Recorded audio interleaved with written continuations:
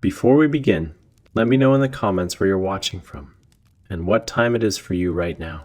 Enjoy the show! The envelope was the color of stormwater, flat gray until it caught the kitchen light and flashed like a fish turning. No stamp, no sender, just my name, written in a hand that looked like it had been practicing me for years. Jude. My roommate Cass leaned against the doorframe, mug steaming. "You order something cursed again. Not on a Tuesday," I said. But my chest tightened the way it does when a memory tries to climb the stairs from the basement. Inside, a single card, thick, cold, embossed with a sigil that felt familiar the way an old bruise feels familiar. Beneath it, 5 words, "You were never imagining it." Cass whistled. "Okay, that's either a threat or an invitation." The kettle clicked off by itself. We both stared. It does that sometimes, I wanted to say, but the words tasted like apology.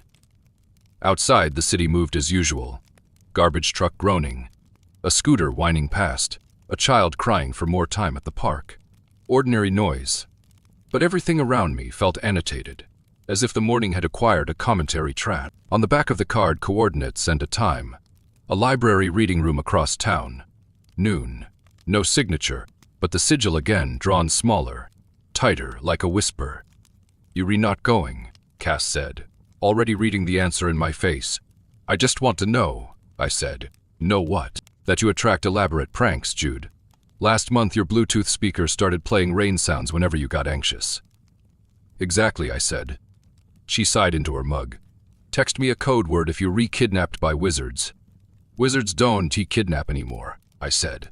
"Bad press." I left the card on the counter, but it followed me anyway, in the mirrored windows of the train, in the clatter of the turnstile, in the way the platform clock ticked in a rhythm that matched my pulse. The city was a machine built out of symbols, arrows telling me where to stand, colors telling me how to feel. I had always noticed too much. Teachers called it sensitivity, doctors called it anxiety. My grandmother had called it listening. "Jude," she used to say, tapping my wrist. Some people hear rain, some hear the storm deciding where to go. At the library door, I hesitated. The card hummed in my pocket like a small animal. I pressed the brass handle. The world shifted 0.5 millimeter to the left. The old reading room was a cathedral for whispering. Columns of green, shaded lamps, long oak tables rubbed smooth by a century of reluctant students. Dust moved like slow snow in the shafts of noonlight. A guard looked up, clocked me, and looked down again, as if the day had been expecting exactly one Jude. I followed the coordinates to a table near the atlas shelves. No one sat there, but a chair angled slightly out, like a pause in a sentence. On the tabletop, a folded map, not of the city, not of anything I recognized. Coastlines that curled like calligraphy, rivers that ended in spirals at the bottom corner. The same sigil from the card, rendered in careful ink. "Mr. Karst," a voice murmured. I turned. The woman had librarian posture, upright, economical. But her eyes were the color of smoke stained with tea. Mid-40s, maybe. A streak of silver ran through her braid like a lightning scar. She wore a name tag that said Myron and a bracelet made of tiny brass compasses.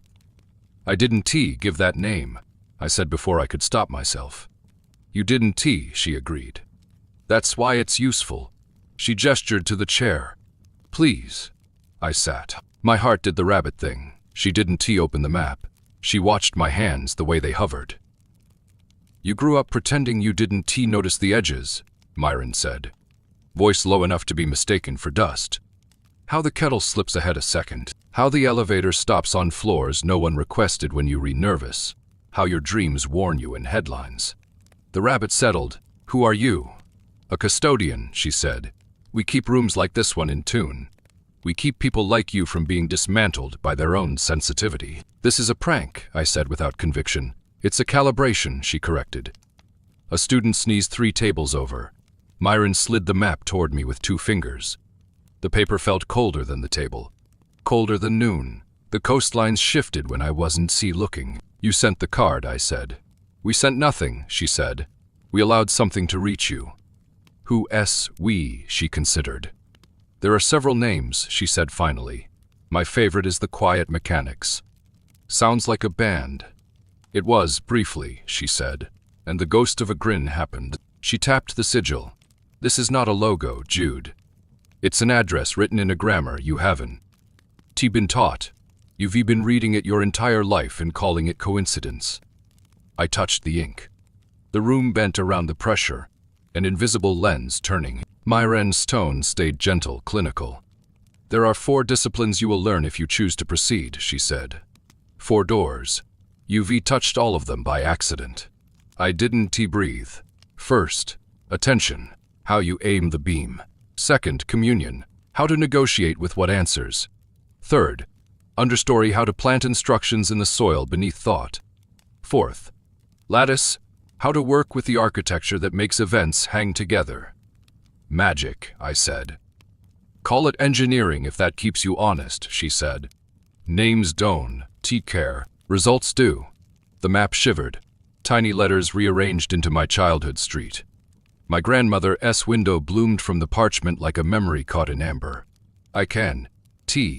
I don't you can, Myron said, sliding a stub pencil across the wood. If you want, circle where you think this began for you. I drew a circle where the map had softened into my grandmother's block. The pencil left a graphite moon, and inside it the paper cooled further, as if mist were gathering there. It started with her, I said. She called it listening. Myren nodded. Good word, fewer costumes. The lamps hummed at the edge of hearing somewhere. A page turned with the weight of a small bird landing. I felt the room watching, not like eyes, but like instruments waiting to be tuned. What do you think I've been listening to? I asked. Gradients, she said. Pressure changes between possibility and choice.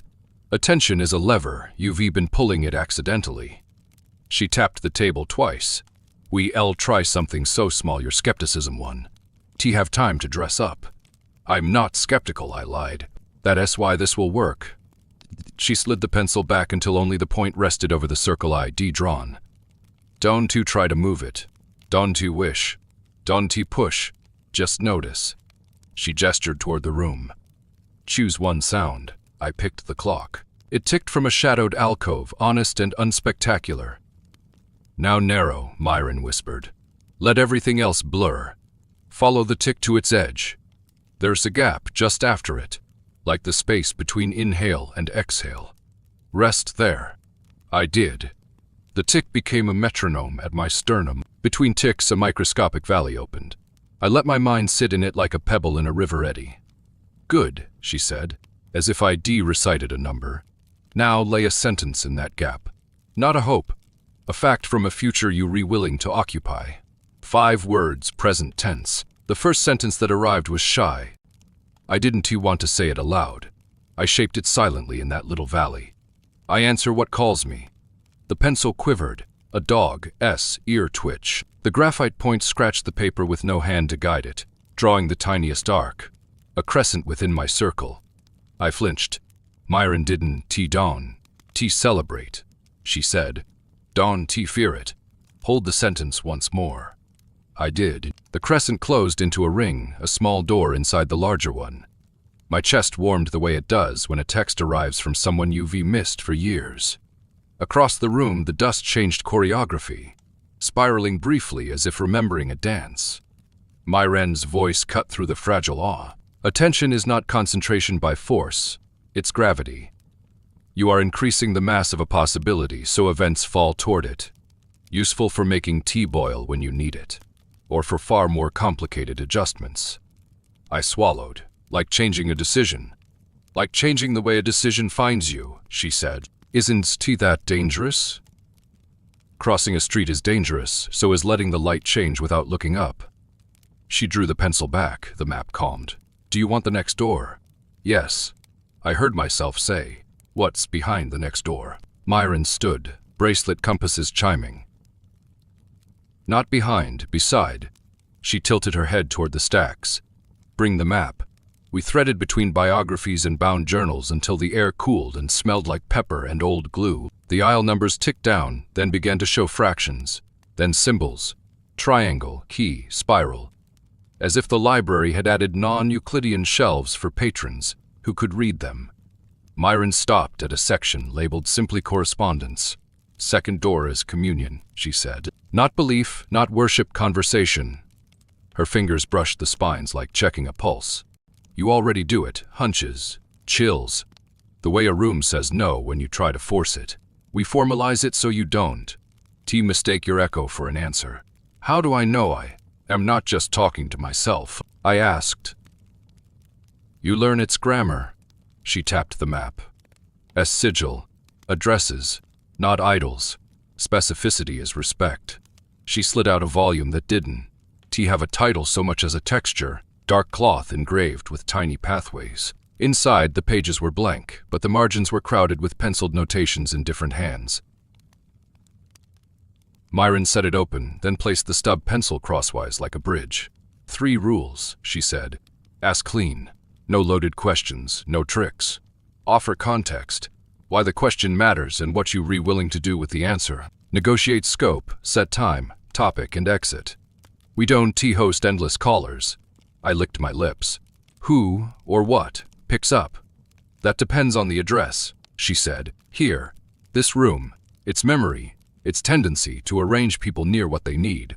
The custodian of that pattern. I felt stupid and reverent at once. The library has every system with drift and history grows a temperament, she said lightly. UV met crosswalks with moods. Myron rotated the map. The sigil S lines aligned with the book S cloth weave. The temperature shifted a degree toward winter. The pencil rolled until the eraser hung over the page like a toe off a diving board. Speak, she said. Short. I cleared my throat. I'm Jude Karst. I am learning to listen without lying to myself. I ask for a sign that is unambiguous to me and harmless to others. I'll accept an answer for today only about whether I should proceed with this training. If yes, turn a page. If no, close the book. If neither, do nothing. We waited. A drip somewhere counted seconds. The pencil trembled. Nothing. Ask cleaner, Myron whispered. You stacked your deck, I exhaled. Right? Okay, I tried again.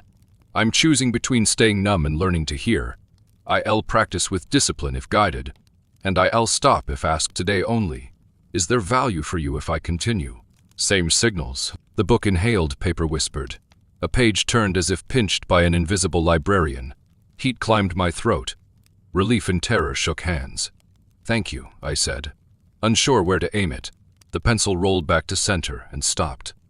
Myron nodded, satisfied. You gave it a reason. Doors don't open for curiosity alone. They open for reciprocity. So offerings are bargains, she said. Payment is attention and action, not incense. My phone buzzed. A text from Cass, code word, then a skull emoji, then a wizard hat. I typed fine, meeting a room, then added. Not kidding. Deleted the last 2 words before sending. Can we ask more? I said. With care. Myron closed the book halfway, keeping one hand in it like a promise. Communion is not a vending machine. It's a relationship a ledger of what you ask and what you do about the answers. If you say you'll stop, stop. If you promise to learn, learn. She tilted the book toward me. Leave something that costs. A habit, a delay, a certainty.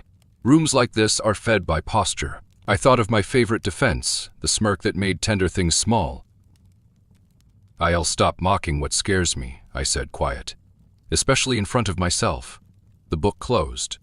Not in refusal, but in conclusion. A soft click like a padlock that has just agreed to be trusted. Good, Myron said, returning it. Door 2 opens easiest when you put your pride down where you can see it. Ready for the 3rd. Myron led me to a study carrel the size of a confession booth. Inside, a mirror gone slightly mercury at the edges. A stub of beeswax, a bowl of salt, and a spool of red thread. On the wall, a card read Understory, speak below speech. 3rd door is the subconscious, she said. It doesn't read paragraphs. It reads weather. She placed the bowl between us. Your surface mind argues. The mind edits the route you take to the train. It decides which face in a crowd you notice. It answers to symbol, rhythm, and sensation. And we plant instructions. We plant stories small enough to be believed. She set the thread across my palm. Pick one sentence. You willing to carry for 40 days. Not flashy, not desperate. True, but waiting to be remembered. The clock of my life tried to propose a dozen grand claims. I let them die. I keep promises to myself, I said finally. Surprised it landed like a key dropped into the right lock. Myron nodded. Good. We'll give it a body. She lit the beeswax. The scent was honey and old raincoats. 3 parts, image, gesture, cue. First, make a picture so plain you're under, mind can draw it blind. I looked into the mirror. My face was a polite trespasser. I closed my eyes and saw a rope crossing a ravine. Red as the thread in my hand, tied cleanly, no fray. Second, she said, a gesture small enough to hide in public. She circled her thumb and forefinger, then snapped softly once. Yours. I looped the red thread around my wrist twice, then tucked the tail under. A quiet sailor, not. Here. Third, Myron said, touching the bowl. A cue you can repeat at thresholds, doors, elevators, the moment before you open an email. Something to whisper to the soil. She pinched salt. Let it fall. Say it simple. I breathed. Rope holds. Now stack them, she said. At every threshold, picture the rope, touch the knot, whisper the cue. Do it so often it bores you. Boredom is proof you. V moved from theater to architecture. I ran the looped thread under my thumb. The knot clicked in my skin like a small machine. Will I feel it take? I asked. You'll forget, she said. Then you'll notice you didn't. Break a promise you usually break. A student clattered past the carol, laughter pealing. The library smelled of graphite and ghost rain. I touched the knot, whispered.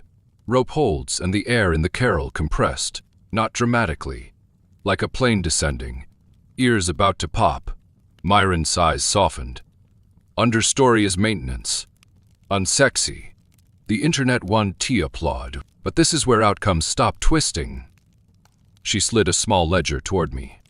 First page, requests and returns. Record tonight what you promised the room. What you promised yourself. She tapped the mirror. And what promises the old versions of you are still trying to collect. I looked up. Old versions? They don't too like being left, she said. We'll meet one soon enough. The 4th? I asked, palming the ledger, like it might hum if I squeezed it. Myron led me down a service stair that smelled of metal and old winter. At the landing, a door marked maintenance opened without her touching it. Inside, a narrow room with an orrery turning slow above a table. Brass planets whispering. Against one wall, a flip-dot board like the ones in train stations. Black circles waiting to clatter into letters. This is the Lattice, she said. Not the universe, just a teaching toy. A model of how events handshake. So, the simulation. If you like code metaphors, yes, she said. But code you negotiate with, not bully. She set a small device on the table. Clear casing, inside a blinking red LED and a tinny speaker chirping. Pseudo. Random. It chooses a tone, low or high, every 5 seconds. Our job is NT to force an outcome. It's to load a branch until the structure prefers it. Like standing where the floor is already slanted, I said. Exactly. She slid me a card with 2 columns, here 7 there. Pick which tone corresponds to here, which to there, then give here a story, why it's preferable for the room. Not for your ego, for the pattern. I listened to the chirps. I wanted high. High is here, I said. It means the elevator stops on the right floor so the books get shelved without bottlenecks. Studying is quieter. People find what they need. Clean, Myron said. Now, attention meets lattice. Stand in the gap between tones and keep the library in mind. Not your win. We waited low, low, high, low. My fingers twitched toward the device like I could warm it into compliance. Myron shook her head slightly. I remembered the clock valley, laid a sentence there. Quiet helps everyone read. No pleading, no proof, just a stone in a river. High, high, high. The flip dot clattered. Letters surfaced. HUSH then dissolved like a shy fish. I laughed. It came out shaky. Dawn, to congratulate, Myron murmured. Let it normalize. You're not casting a thunderbolt. You're re-editing a preference. High, high, low, high. My shoulders lowered without asking permission. Across the room, the Ori's Earth caught a blade of light and flashed like a wink. So I can tilt probabilities, I said. At best is enough. Most lives are decided by tilts. She flicked off the device. Silence returned, thick as velvet. Now choose an application small enough to test today. One corridor in your life. No heroics. A corridor popped up. The funding email for our project. The one that had stalled for weeks in someone's inbox made of fog. I need a decision from a man who loves postponing. Define here for that corridor. Prompt clarity, I said. Yes or no, today. If no, I pivot. If yes, we build. Offer value to the pattern, she said. For the whole, not your comfort. If decided today, 5 people stop floating, I said. Our lab schedule on knots. Students get paid on time. The project either feeds the city or frees resources for something better. Myron, size approved. Gesture, I touched the red knot. Rope holds. Q, I looked at the maintenance door. Every door handle I touch, I say it today only. She tilted her head at the flip. It remained blank, but the air felt like a coin deciding which face to show. Go, she said. Don't T-stock the outcome. Make the corridors easy to travel. On our way up, the elevator opened as we approached. No button pressed. An older man inside smiled as if he were a small, friendly omen. On the main floor, the guard raised a finger without looking away from his crossword. Karst. Message at the desk. A pale pink slip. Waited for me, call when free. A number. My stomach did a cartwheel. Myron glanced at the Ori clock on the wall. UV seen all 4 doors, now you LL trip on the 5th, the one no one wants. There's a 5th, not a door, she said. A mirror. Your shadow will complain about everything we just did. It will sound like you. It will be persuasive. What do I do? She smiled without cheer. Invite it to talk while you hold the pen. I called the number from the lobby payphone like I was dialing a portal. It rang once. Karst, said a voice that always arrived with delays. Grant Manager Hale. You free to talk in 10, decision day. Today, I glanced at Myron. She was watching the doorway traffic like tides. Yes, I'll be ready. I hung up. The under. Mind whispered, rope holds. The flip dot ghosted behind my eyes. Hush. Go wash your hands, Myron said. In case the money is contagious, in case your shadow likes mirrors. The restroom was empty except for a janitor-esque cart and the hum of the building exhaling. I turned the tap. Water ribboned cold, then warm. I raised my eyes. My reflection leaned in first. Cute, it said. My mouth, my voice, but a degree sharper. You joined a book club and now you think you steer weather. I kept my hands under the stream. We not doing contempt, I said, calm on purpose. We redoing specificity. The reflection smiled the way I smile when I don't trust someone. Specific. You want a decision because you can stand fog. Fine, you terrified that if this grant lands, people will finally see you, and if it does in they'll finally see you. I dried my hand slowly. Right, I told myself, remembering Myron. I pulled the ledger from my jacket, leaned on the sink, and uncapped a pen. Terms, I said aloud, addressing the mirror like a doctor reading consent. You can speak for 5 minutes. I'll copy exactly. Then I speak for 5. We end by choosing one action for both of us. The reflection rolled its eyes and then, to my surprise, nodded. I wrote as it spoke. I hate hope. It makes me loud and then I have to hear myself. I'm good at postponing because postponing keeps me safe from proof. If the project starts, I lose my favorite excuse for being small. If it fails, I get to be right about a lonely universe. The timer on my watch buzzed. I breathed into my turn. I hate fog because our students float in it. I'm good at building once the pieces arrive. If the project starts, we get to test our theory in daylight. If it fails, I will still pay people on time by finding other coins. The mirror's shoulders, my shoulders, dropped a centimeter. Action, I said, pen poised. One thing we both can tolerate. Call him now, not in 10, the reflection said, surprising us both. No rehearsals, no theater, ask for clarity and a timeline. And if he waffles, we ask for a no, not a maybe. Then we pivot before sundown. Deal, I said. I tied the red thread knot tighter. The gesture clicked like a seatbelt. The janitor entered, whistling a tune I knew but could place. He nodded like he overheard a language and didn't mind it. Outside, Myron was leaning against the directory, unreadable. Well, we negotiated, I said. Good, she said. Shadows are brilliant lawyers. Make them your counsel, not your warden. I dialed Hale before courage could rot. He picked up instantly as if he'd been waiting in my chest. Karst, he said. 2 sentences.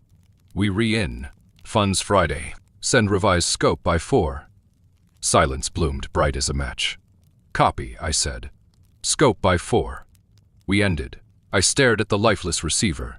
The world didn't cheer. It aligned. Chairs straightened. The guard-esque crossword filled a line somewhere a child stopped crying mid. Wail to listen to a bird. Myron's mouth tilted. Now comes the part everyone skips. What part? You keep the ledger. You do what you promised the room, and you stop looking over your shoulder for applause. I looked at my reflection in the brass directory, faint and warping. It looked back without flinching. Back home, the apartment smelled like rosemary and printer ink. Cass had colonized the dining table with sticky notes in a spectrum from lemon to blood orange. She looked up when I keyed in. Well, she said, eyes already scanning my posture for clues. Funds Friday, I said.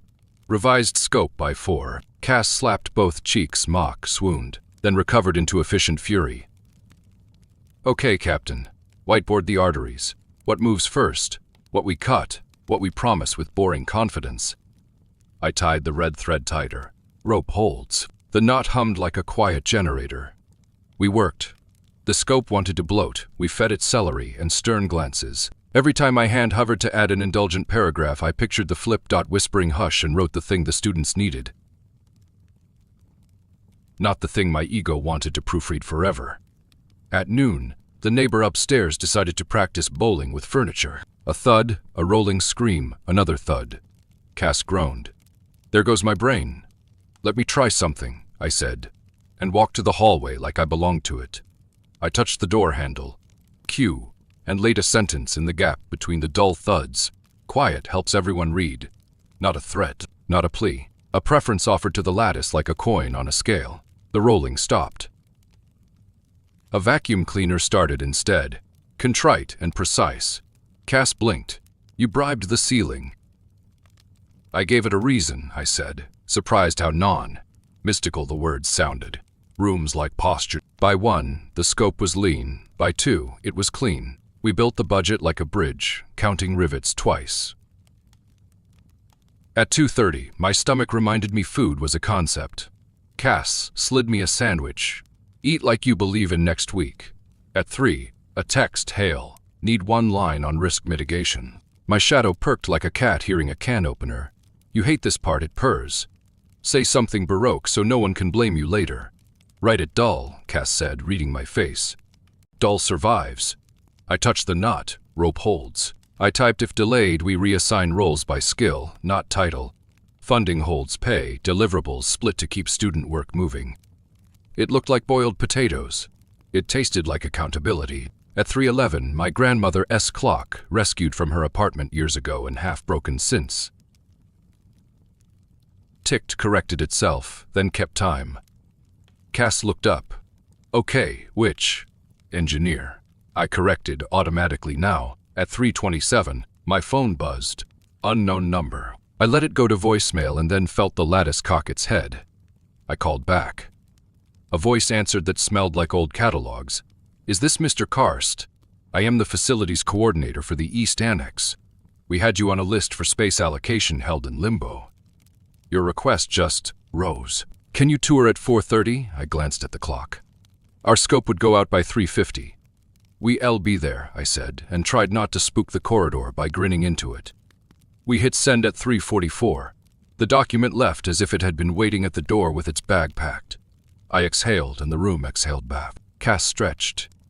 If we get this annex, I am naming a chair after your scary librarian. Myron. Right. Did she give you homework? I held up the ledger. Keep the ledger. Keep promises. Stop performing for imaginary judges. Cass nodded solemnly. I'll handle snacks for the imaginary jury. We left early to walk, thresholds multiplied. A turnstile, a crosswalk, a vestibule. Each time picture the rope, touch the knot, whisper the cue. Not dramatic, not holy, just a rhythm, the way a rower taps the gunwale. On the train, a kid in a dinosaur hoodie pressed his forehead to the glass and said, We re faster than the cars. To no one in particular, his mother smiled, like she had designed the tracks. I watched the city slide and thought of the map. As coastlines changing when I was looking. Maybe the change wasn't in the map. Maybe it was in my permission to read it. At the East Annex, a receptionist looked up from a novel, clocked the thread around my wrist, and said, "Room 214 knows your name." "Rooms don't Cass started. "They do," I said, and pushed the handle. The world tilted 0.5 millimeter, then settled exactly where I had been hoping it would. Room 214 was long and a little too bright. The kind of space that had once been a classroom and then tried on 6 identities. Training center, storage, yoga at lunch. Without ever settling, windows along one wall offered a view of the river, and the backs of billboards repeating the word now to nobody. The floor was polished concrete. The scent was lemon and dust and a memory of chalk. The facilities coordinator introduced himself as Voss. Square, shouldered, tie like a metronome. "You requested an adaptable lab with quiet adjacency and wet side access," he said, unlocking 3 doors with the brisk patience of a man who has negotiated with both ghosts and budgets. "Supply, dark alcove, sink. Electrical is cooperative." "Cooperative is a mood," Cass whispered. I stepped over the threshold. Cue rope, not. Rope holds. The room breathed once, the way a theater does when an audience is deciding to hush. Voss didn't notice the exhale, but he did squint, like the light had adjusted. "We've had 3 proposals for this wing," he went on. "Consulting a clipboard, 2 are inflatables. Yours is people." "Students," I said. 5 on day 1, 12 by the end of the term. "We make small, precise things that keep bigger things honest." Voss looked at the river, then at the door, then back at me. "What do you need first?" "A table that refuses to wobble," I said, "and a lock that remembers who it serves." He tried not to smile. "Chairs that apologize. Chairs that can be forgiven," Cass said. We walked the perimeter.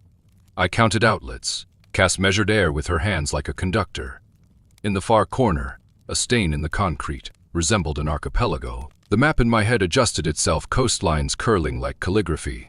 I crouched and touched the floor. "Cool, patient. Ask," Myron had said earlier, when rooms were still hypotheticals. "Ask for what helps them be themselves." I cleared my throat. "If we take you," I said to 214 with what must have looked to Voss like a man addressing a puddle. "We'll keep you in tune. No clutter altars, no ego shrines. Work that makes sense in daylight. Quiet that multiplies." The HVAC softened. The fluorescent hum resolved toward softer vowels. Voss clicked his pen. "I can get you for 6 months," he said. "Option to extend if no one screams. Paperwork tonight. Keys Friday with funding." "Done," I said, before my shadow could audition 100 ways to postpone joy. He hesitated. "You re the first to mention the room as a partner," he said. "Most mention square footage and how much of themselves they can fit inside." "Square footage is polite," Cass said. "But we need posture." Voss nodded like we. Dee reminded him of something he used to know. He scribbled, tore a sheet, handed it over. "My direct line. Skip the ticketing labyrinth. If anything grinds, call me before it become a headline." We shook hands. His palm was dry, which I appreciated like a sign that the Lattice also enjoys small mercies. After he left, we stood in the center and didn't speak. The river said now to the backs of billboards. Clouds rearranged their bones. I took out the ledger. Requests, a room that prefers clarity. A decision that frees motion. Returns funds Friday, Voss 214 agreeing to be itself. Costs offered. Mockery put on a shelf. Boredom accepted. Updates delivered on time. Cass peered over my shoulder. "Write this too," she said. "We'll leave when asked." I wrote it. The graphite felt heavier, like the page had just agreed to carry weight. On the way out, we tried the handle from the hallway. It stuck, then caught, then turned smoother than it had any right to. "Lock remembered," Cass said. At the elevator, an elderly woman waited with a plant on her walker. "Leaves like hands." "Second floor smells like oranges today," she announced to the group. "That means someone made a decision." "Who told you that?" a man asked, amused. "The building," she said simply. "It's been talking since '83. Most people pretend not to hear." The car arrived. We rode in silence except for the plant breathing. On the ground floor, the receptionist lifted her eyes. "Check your email," she said. "Your held in limbo ticket just closed itself." Outside, the evening had put on gold. The river carried billboard backs toward the sea. Cass bumped my shoulder. "You realize we owe your librarian a chair and possibly a small moon." "She'll refuse both," I said. "She'll ask for a ledger that doesn't he skip the days we retired." At the crosswalk, cars paused like, well, trained hounds. I touched the knot, felt the rope. The world didn't bow. It aligned by 0.5 millimeter, and for once I kept pace. Friday tasted like citrus and fresh wire. "Hail," as email landed before breakfast. Subject line clear, and the transfer posted before coffee finished thinking about itself. Cass did a triumphant lap around the kitchen with the kettle like a relay baton. "No more limbo," she said. "Only ladders." I texted Voss. "Keys." He replied with a photo. 2 brass teeth on a blue tag, captioned, "214 prefers punctuality." We carried the first boxes over at noon. Ledgers, tape, a coffee maker with strong opinions. In the doorway, I touched the handle. Rope holds. The room answered by discarding a draft of stale air. The new breath was reader. Weather, even light, no theatrics. We set up badly on purpose. 1 table, 2 chairs. A whiteboard that had survived revolutions. I wrote the week. First promise, where anyone could see it. Pay students first. Pay attention second. Pay ego last. Cass added. Plants on Monday. In the corner, the archipelago stain looked less like islands and more like stepping stones. At 3, I walked back to the library. The guard didn't pretend he didn't know me this time. "3rd floor hums right when you arrive," he said, as if offering a weather report. Myron was at the Atlas table with a coil, spring notebook, and a cup that had labeled itself tea. "Updates?" she asked without looking up. "Funds cleared," Room agreed, Shadow negotiated. We wrote the boring sentences. She turned a page. Good boring is where spellcraft chooses a pension plan. I placed my ledger between us like a passport. "It works," I said. "Not like fireworks, like architecture settling level." Myron closed her notebook. "Here's how you keep it working, you don't. Make it religion. You make it maintenance. You notice, you negotiate, you plant, you tilt. You keep the ledger on days you rather be a myth. And when I break it, you repair it in public," she said. "Apologize to the room you bent. Pay the cost you promised. Feed the Lattice simple sentences until it forgives your flair." I half laughed. "There's so much no one will believe. Stop auditioning belief," she said. "Show results and let disbelief practice alone." She slid something across the table, not a token, not exactly. A tiny brass compass, bracelet. Small like hers. The needle barely dared to move. But when it did, it pointed toward my ledger, then toward the exit, then toward, oddly, the children's section. "For what?" I asked. "For when a corridor 1T tell you it's weather," she said. "It likes proper names." Her eyes joked and didn't down. Call it magic. Call it preference alignment. Quiet mechanics hate labels and love outcomes. I stood. The reading room exhaled. "Thank you. Pay me back by teaching clean," she said. "Tell them about doors, not crowns. Tell them about cost. And write everything that happens when you whisper rope holds at thresholds." Outside, the sky arranged itself into useful ideas. I took the long way home, touching door handles, feeling the tiny gravity of choices fall into place. A tram arriving the moment my foot hit the platform line. A voicemail from a student saying yes. A text from Cass with a photo of 214. Windows catching the river like a tame mirror. None of it loud. All of it cumulative. At our building, the upstairs neighbor met me on the landing with contrition and muffins. "No more bowling," he said. Sheepish. New habit. Vacuum at gentle o'clock. Inside, Cass had taped a sign over the sink. "We practice until it's boring. Then we practice better." I opened the ledger, requests a week that doesn't wobble. Rooms that enjoy us, decisions that land. Returns, keys, clarity. A plant promised Monday. Costs offered, smirk on the shelf. Public repair if pride chews through a promise. 30 thresholds a day, minimum. I paused. The red thread warmed my wrist. The knot had imprinted a tiny crescent in my skin, a door inside the door. The kettle clicked off by itself, not because it loved me, because I had given it a reason. Rope holds, I said to no one and to everything. The room agreed by 0.5 millimeter, which is how miracles prefer to arrive when they intend to stay.